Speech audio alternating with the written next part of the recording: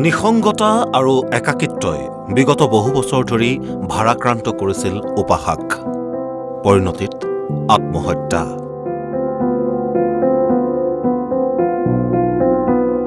বিগত ভালেমান বছৰ ধৰি কোনো ৰাজনৈতিক নেতা কৰ্মীয়ে ভৰি দিয়া নাছিল একালৰ প্ৰভাৱশালী নেতা মন্ত্ৰী ভৃগু ফুকনৰ ঘৰত।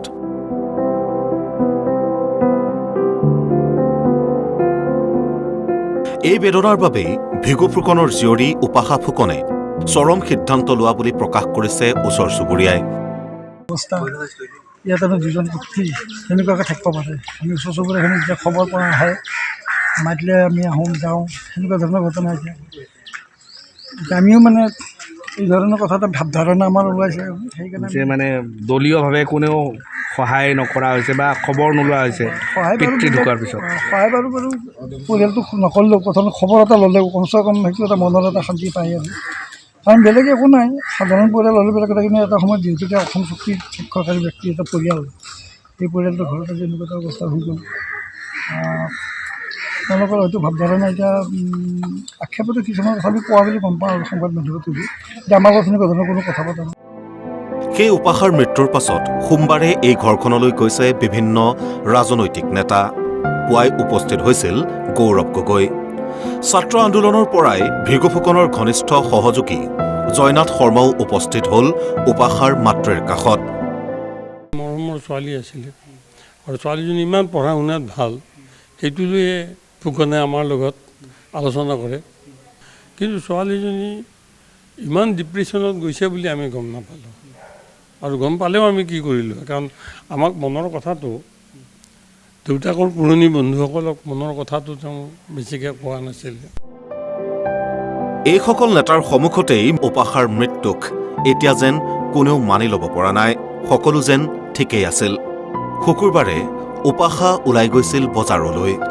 পিতৃৰ বিয়োগৰ কেইবছৰমান পাছত উপাসাই নিজকে আঁতৰাই ৰাখিছিল বহিঃজগতখনৰ পৰা। উপাসাই বিশ্বাসত লৈছিল কেৱল তেওঁৰ গাড়ী চালক ৰাভাক। উপাসাক সুঁৱৰি তেওঁ ক'লে, আংকল, মোক আপুনি কেতিয়াও এৰি নাযাব।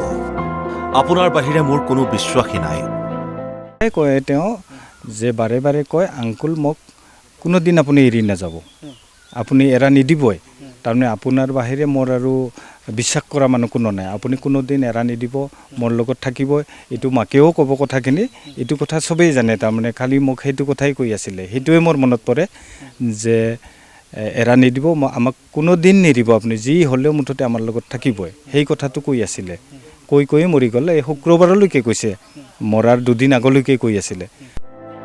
এতিয়াও ৰহস্যৰ আৱৰ্তত প্ৰাক্তন গৃহমন্ত্ৰী ভৃগু কুমাৰ ফুকনৰ কন্যাৰ মৃত্যুৰ খবৰ।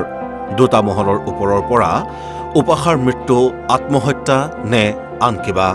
ইতিমধ্যে লতাশিল আৰক্ষীয়ে অব্যাহত ৰাখিছে তদন্ত।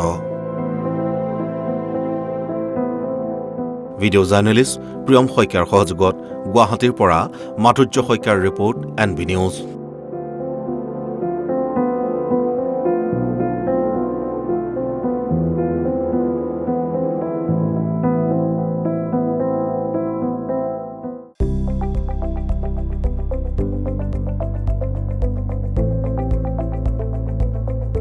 NB নিউজ, সহজ সৰল ভাষাত নৱভাৰতৰ কথা।